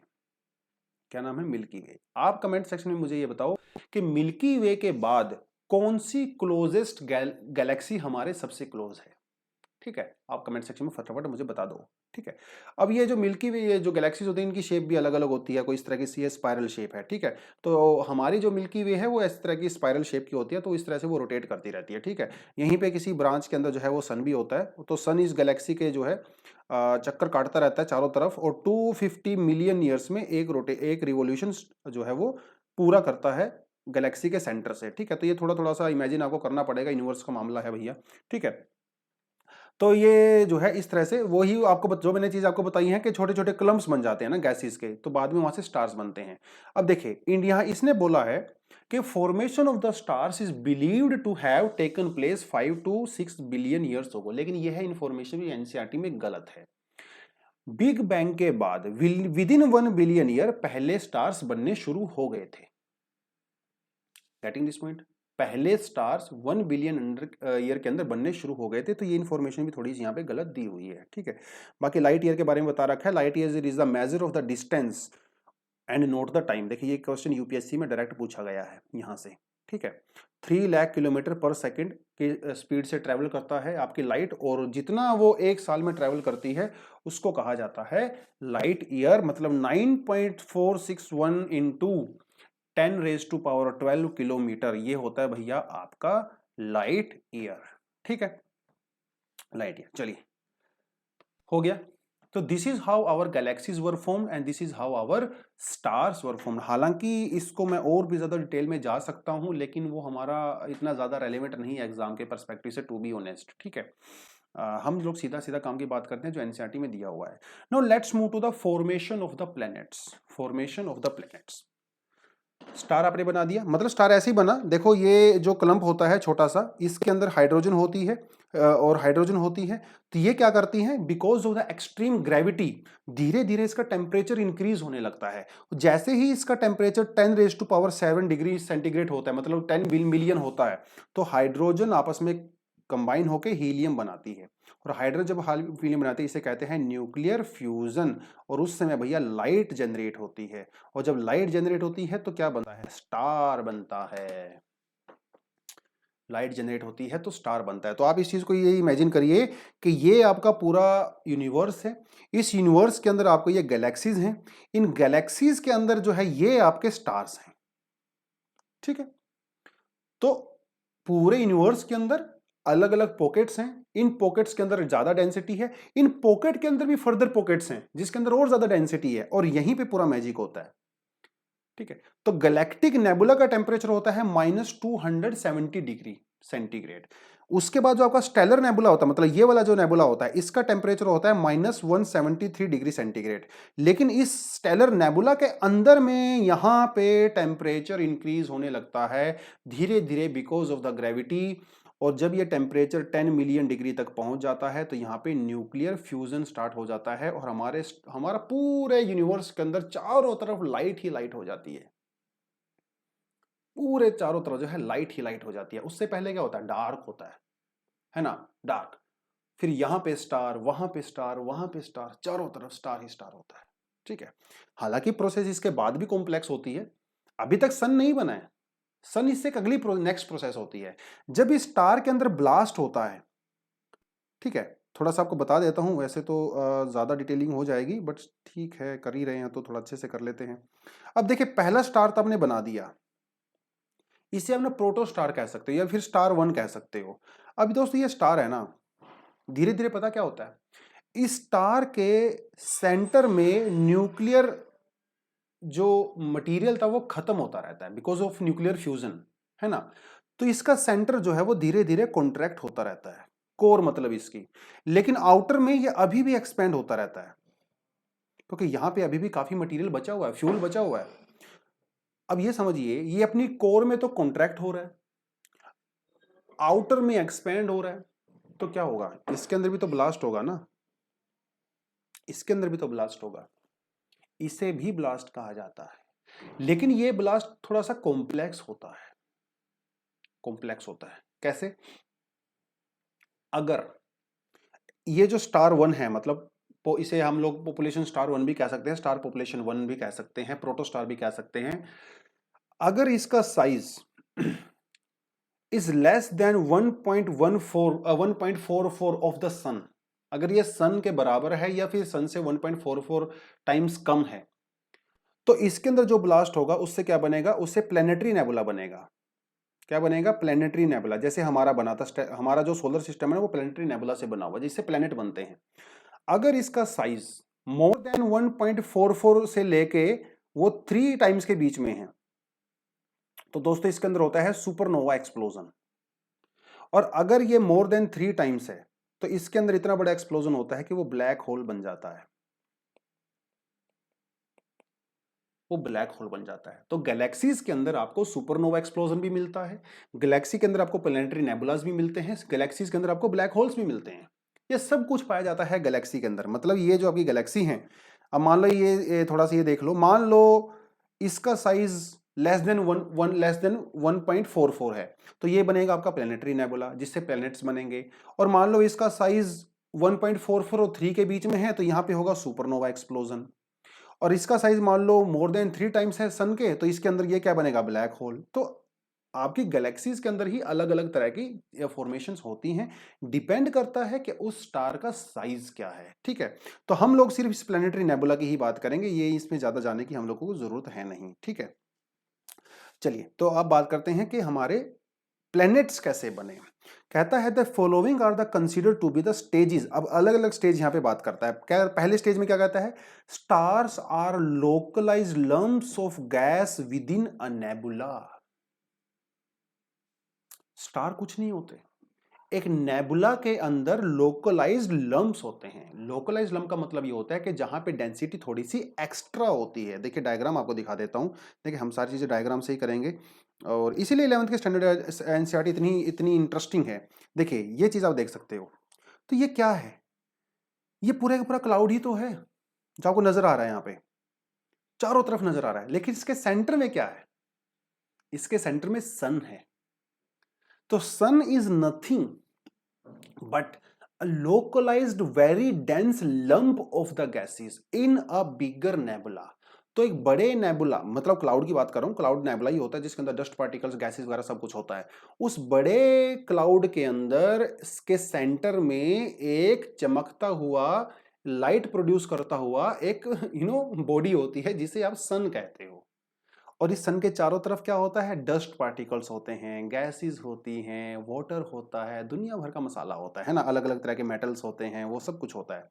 तो उसके बारे में यही बात कर रहा है। कहता है कि इसके जो कोर में है, the gravitational force within the lump leads to the formation of the core.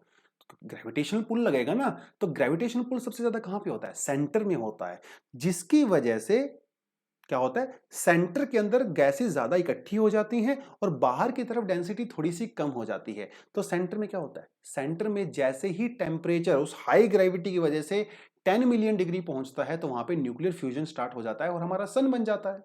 Simple सी बात है। ठीक है, अब उससे अगली स्टेज में क्या होता है? कहता है in the next stage the gas cloud starts getting condensed and the matter around the core develops into small rounded objects. And देखिए, सेंटर में आपने सन बना दिया, बाहर वाले मटेरियल का क्या होगा? उसका भी तो कुछ होगा ना। क्या होगा? बाहर वाला जो मटेरियल है ना, छोटा छोटा, वो भी आपस में कंडेंस होना शुरू हो जाएगा, क्योंकि वो लगातार घूम रहा है, लगातार मोशन में है।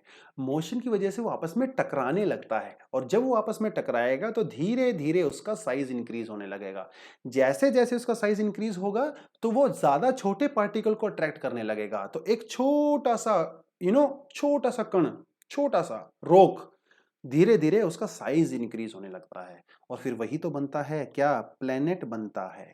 तो वो छोटे छोटे जो कण थे ना, उनको कहा जाता है प्लेनेटिसिमल्स। क्या कहते हैं? Small planetesimals. Over a period of time these small planetesimals they combine together and they make a large body, and that large body is called our planet. तो हमारा जो वीनस है, अर्थ है, मार्स है, सैटर्न है, they are nothing but they started from a very small particle. Over a period of time, this small particle increased its size and now they have become planets. अभी भी वो सारा material इकट्ठा अभी है नहीं है। अभी एस्ट्रॉइड्स क्या हैं? वही तो हैं जो इकट्ठे नहीं हो पाए, है ना, बिटवीन अर्थ एंड मार्स जो पाए जाते हैं, एस्ट्रॉइड बेल्ट जो होती है ना, वही तो जो मीटियोर्स हमारे पास आते हैं, they are only those particles which were there during the formation of the planets. ठीक है, चलिए let's talk about the solar system now.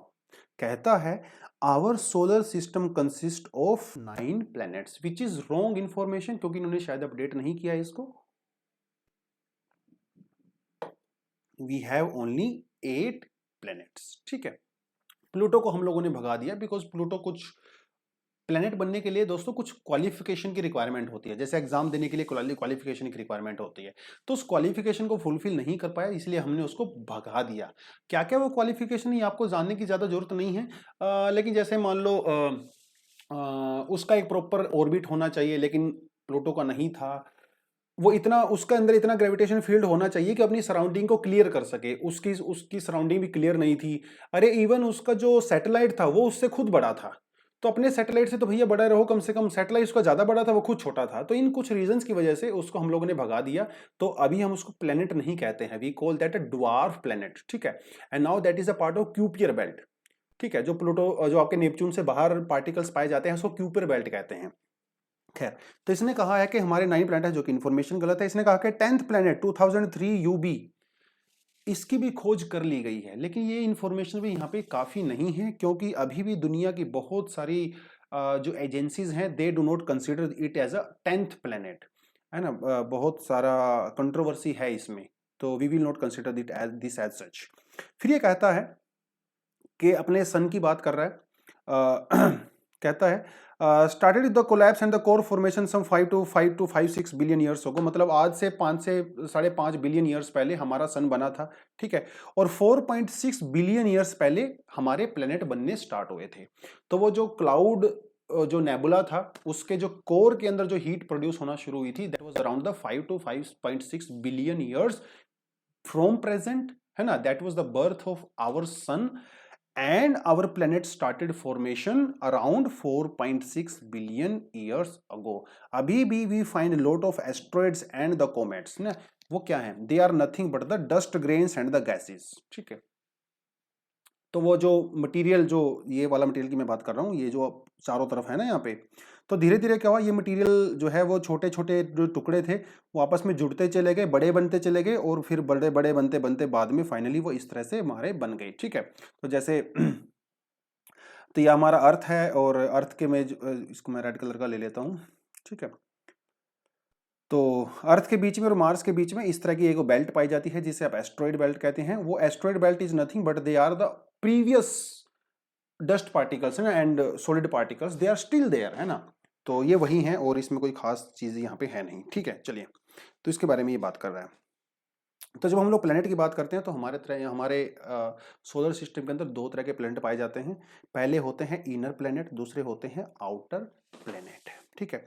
Inner planet जो है जैसे आपका जो वीनस का मरकरी है, वीनस है, अर्थ है और मार्स है, इनको क्या कहते हैं, इन्हें कहते हैं इनर प्लेनेट। उसके बाद आपका जो सैटर्न है, आपका जो जुपिटर है, मार्स है, ठीक है, सॉरी नेपच्यून है, ठीक है, इनको कहा जाता है आउटर प्लेनेट, ठीक है। क्या कहते हैं, आउटर प्लेनेट। तो जो इनर प्लेनेट होते हैं दोस्तों, इन्हें हम लोग अर्थ लाइक भी कहते हैं। क्या कहते हैं, अर्थ लाइक, क्योंकि इनकी डेंसिटी काफी हाई होती है। और जो आउटर प्लेनेट होते हैं इन्हें हम लोग जोवियल प्लेनेट भी कहते हैं। क्या कहते हैं, जोवियल प्लेनेट। जोवियल प्लेनेट भी कहते हैं, इनको गैस प्लेनेट भी कह सकते हैं, क्योंकि ये गैस के बने होते हैं, they are not solid like earth, ठीक है, इसलिए इनको जोवियल प्लेनेट भी कहते हैं। जोवियल का मतलब जुपिटर लाइक, ठीक है। क्या कहते हैं, जुपिटर लाइक। तो इनर प्लेनेट और आउटर प्लेनेट का थोड़ा सा आपको ये समझ में आना चाहिए। कहता है कि जो आपके आउटर प्लेनेट हैं वो मोस्टली हीलियम और हाइड्रोजन के बने होते हैं, ठीक है। और जो इनर प्लेनेट है उसके अंदर बहुत सारे मेटल्स और रॉक्स वो आपको पाई जाती हैं। और अर्थ एक ऐसा प्लेनेट है जिसकी डेंसिटी सबसे ज़्यादा होती है, ठीक है। तो वो थोड़ी थोड़ी सी इन्फॉर्मेशन है। उसके अलावा इसने थोड़ा सा डिफरेंस बताया है between inner planet and the outer planet, वो थोड़ा सा आप देख सकते हो। आउटर प्लेनेट पे जो है ज़्यादा गैसेज होती हैं, क्यों, और इनर प्लेनेट पे क्यों नहीं होती, क्योंकि इनर प्लेनेट के ऊपर ना सोलर विंड्स चलती हैं। जब ये प्लैनेट धीरे धीरे बन रहे थे ना, because they are very close to the sun and because of the solar winds they lost most of their atmosphere, है ना। सोलर फ्लेयर की वजह से भाग गया, वो थोड़ा बहुत बचा हुआ है because of the gravity and all that. लेकिन वो सोलर फ्लेयर को भैया आउटर प्लैनेट तक पहुंचते पहुंचते थोड़ा समय लगता है, और वो कमजोर भी हो जाती हैं थोड़ी सी, इसीलिए they could not lose their outer atmosphere. तो अभी भी यू विल गो देयर, मतलब अगर आप जुपिटर पे, सैटर्न पे अगर आप जाते हो, you will not find any surface there, maybe there is a surface, but बाहर जो है बहुत सारा आपको जो है गैसेस ही यहाँ पे दिखाई देती हैं। तो ये कुछ यहाँ पे इसने डिफरेंस यहाँ पे बता रखे हैं, आप यहाँ पे क्लियरली इसको देख सकते हो। तो इनर प्लैनेट की डेंसिटी काफी ज्यादा होती है। चलिए, now let's talk about the moon. Moon कैसे बना दोस्तों, मून को लेके भी जो है अलग अलग थ्योरी यहाँ पे पाई जाती हैं, ठीक है। देखिए, सबसे पहली जो थ्योरी दी थी मून को लेके वो दी थी सर जॉर्ज डार्विन ने, ठीक है। इन्होंने कहा था कि इनिशियली अर्थ और मून वो एक ही हुआ करते थे। अर्थ यहां पे था, मून यहां पे था, और वो आपस में जुड़े हुए थे, और वो इस तरह से रोटेट कर रहे थे। रोटेट करते करते धीरे धीरे वो डंबल की शेप में बनने लगे, और धीरे धीरे रोटेट करते करते उसका जो एक पार्ट है वो अलग हो गया, मतलब मून अलग रह गया और अर्थ अलग रह गया। इसीलिए आज भी मून अर्थ के चारों तरफ रिवॉल्व कर रहा है। That was the theory given by mister Darwin, लेकिन that theory is completely neglected. The modern theory जो कहती है, मॉडर्न थ्योरी कहती है कि 4.44 billion years ago before present there was a large object, celestial body which was around 1/3 of the Mars, ठीक है, उस साइज की थी वो। And there was a collision with अर्थ, भैया वो जमीन पे आई, अर्थ के ऊपर आई और हमारे से टकरा गई, जिसकी वजह से एक बहुत बड़ा हिस्सा अर्थ का टूट गया और वो अर्थ से अलग हो गया, अर्थ से टूट के अलग हो गया और वो अर्थ के चारों तरफ रिवॉल्व करने लगा। रिवॉल्व करते करते करते करते धीरे धीरे उसने अपनी सराउंडिंग को क्लियर कर दिया and that is our moon. ठीक है, दैट इज आवर मून। तो इसीलिए तो चांद को मामा कहा जाता है, ठीक है, चंदा मामा। Why? Because that mama is a part of our mother only, है ना, मदर का ही तो पार्ट होता है, that is why we call that Chanda Mama, है ना। तो जो वो कोलिजन हुआ था उसे कहा जाता है बिग स्प्लैट। क्या कहते हैं?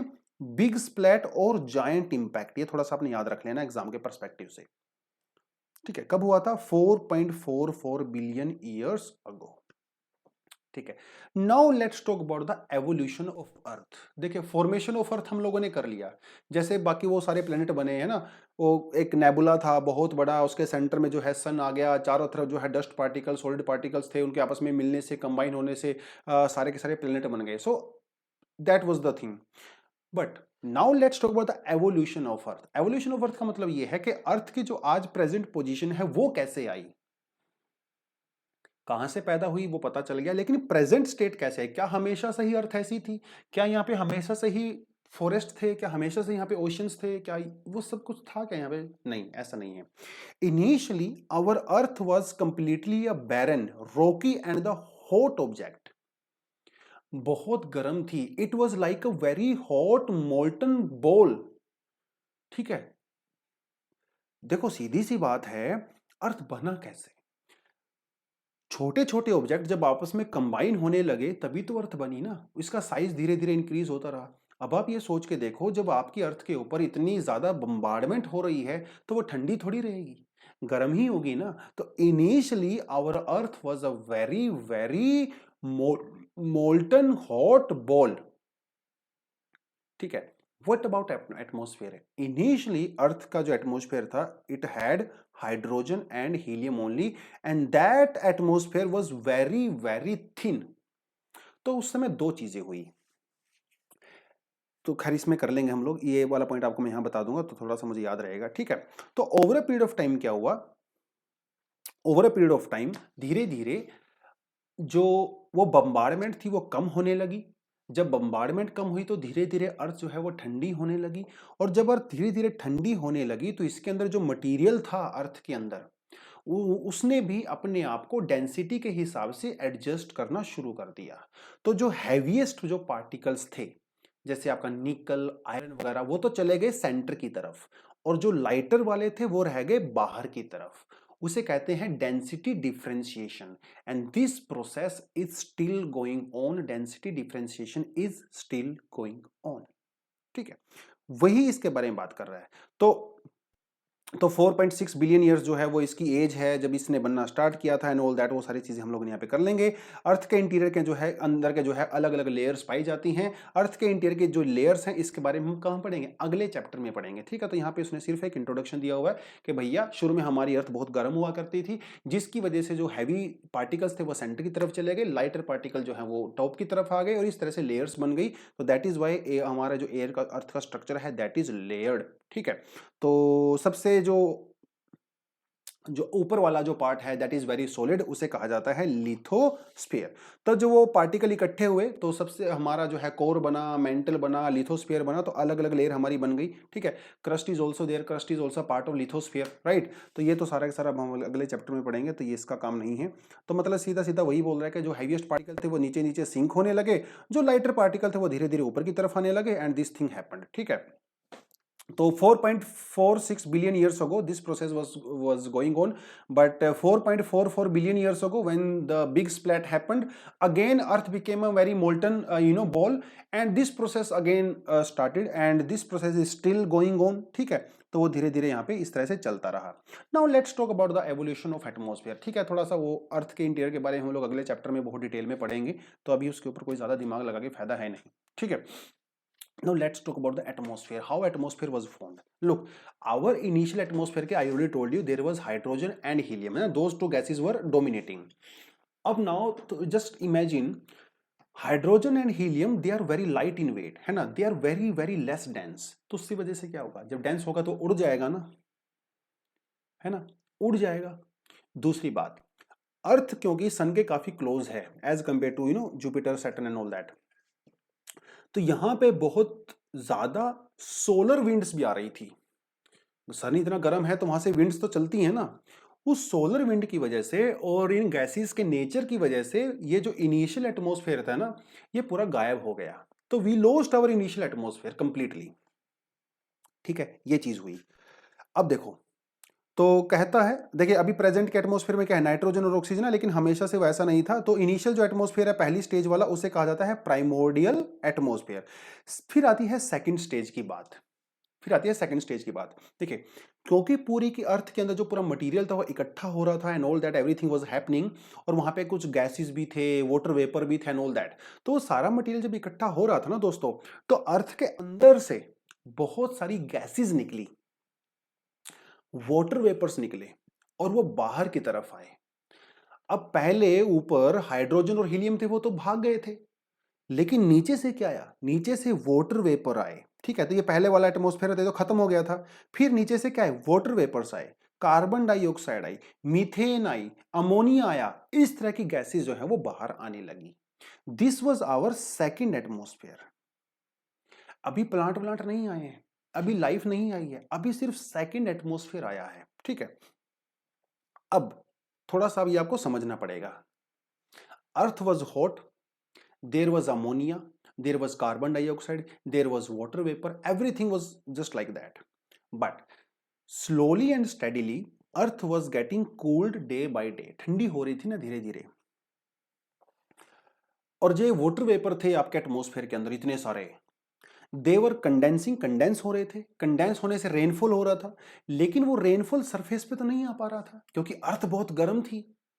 तो वो जो वाटर वेपर्स हैं ना, वो जो ड्रॉपलेट्स हैं, वो पानी की जो बूंदें हैं, वो नीचे आने की कोशिश करती थी, लेकिन सरफेस पे आने से पहले ही उड़ जाती थी, इवेपोरेट हो जाती थी, because earth was very very hot.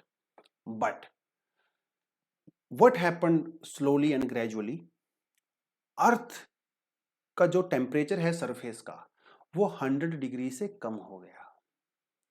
और जब वो 100 डिग्री से कम हुआ ना, तो वो जो ड्रॉपलेट्स आ रही थी वो इवेपोरेट नहीं हुई, वो अर्थ के ऊपर ही आ गई. And we welcomed that. And big, और फिर मिलियंस ऑफ ईयर तक सिर्फ रेनफॉल ही होता रहा. इतना ज्यादा रेनफॉल हुआ ना, जिससे आज हमारे ओशियंस बने. So that was the initial water vapors, and because of the continuous rainfall for the millions of years, we found our oceans. This is how our oceans were formed because of that. ठीक है, तो ये सारी की सारी चीजें जो है उसने वही बता रखी हैं. तो water vapour, nitrogen, carbon dioxide, methane, ammonia etcetera etcetera, वो सारा कुछ यहाँ पे था. तो अंदर से जो गैसेस आ रही थी ना, उसको कहते हैं डी गैसिंग. तो वोल्केनिक इरप्शन के थ्रू वाटर वेपर्स बाहर आ रहे थे, अलग अलग गैसेस बाहर पे आ रही थी, वो सारी की सारी चीजें यहाँ पे बता रखी हैं. और इस तरह से हमारा बना यहाँ पे सेकेंड एटमॉस्फेयर. लेकिन ऑक्सीजन था, लेकिन बहुत कम मात्रा में. धीरे धीरे क्या हुआ, जब इतना सारा रेनफॉल हुआ, तो पानी के अंदर क्या होता है, CO2 कार्बन, CO2 जो है वो पानी के अंदर एब्जॉर्ब हो जाती है.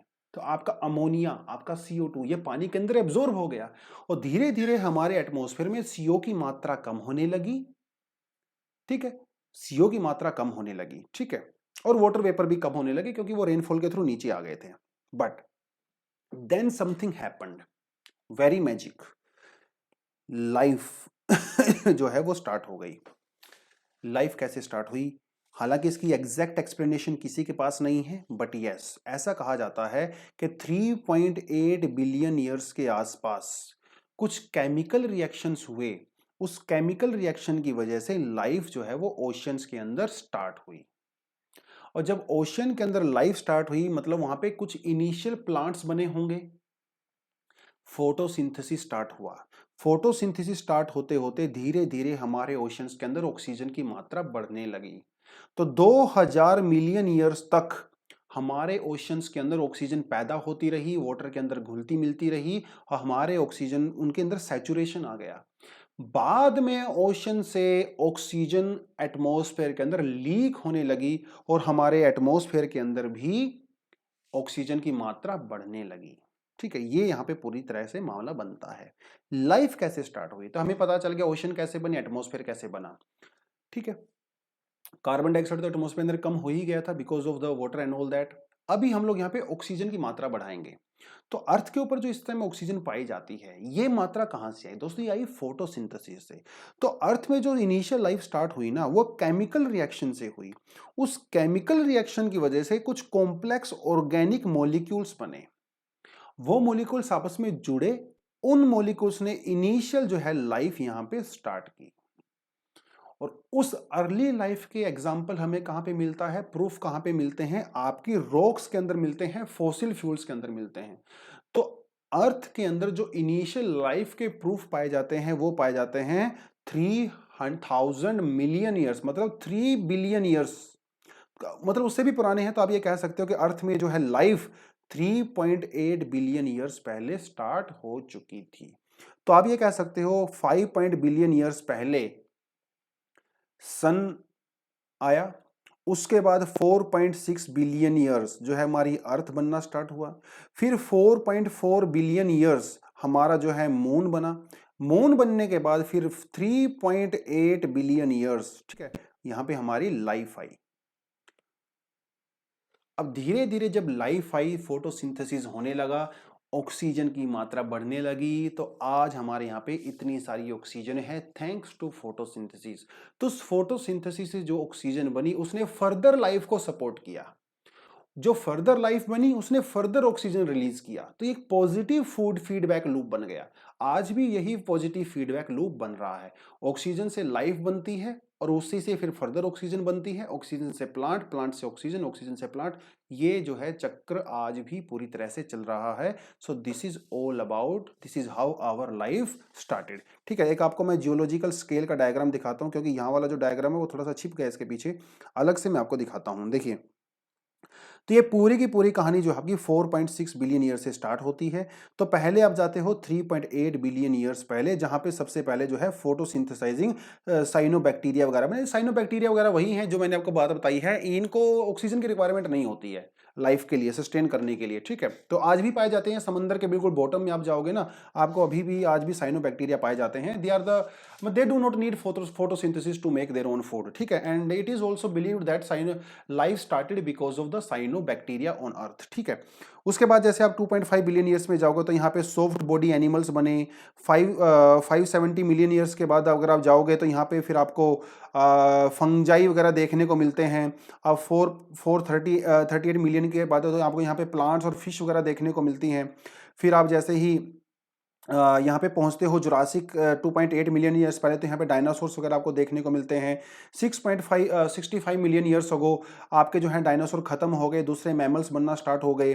ठीक है, उसके बाद जो है 1.6 मिलियन ईयर्स अगो, ठीक है, ह्यूमन एज यहाँ पे डेवलप हो गई। तो थोड़ा सा आप जो है पूरी जनरल यहाँ पे देख सकते हो, तो ये आज की बात कर रहा है। ठीक है, ह्यूमन्स आर डोमिनेटिंग। तो देखिए कहाँ कहाँ से जो है यहाँ पे स्टार्ट होती है लाइफ, बिल्कुल 3.8 बिलियन ईयर्स पहले बिल्कुल बेसिक इनिशियल लाइफ स्टार्ट हुई थी, और आज प्रेजेंट समय में ह्यूमंस आर डोमिनेटिंग। ठीक है, so this is how journey of the life started on earth. This is how our earth was formed, and this is how our solar system was formed. So we started our journey from the universe basically. ठीक है, universe में तो we started our journey from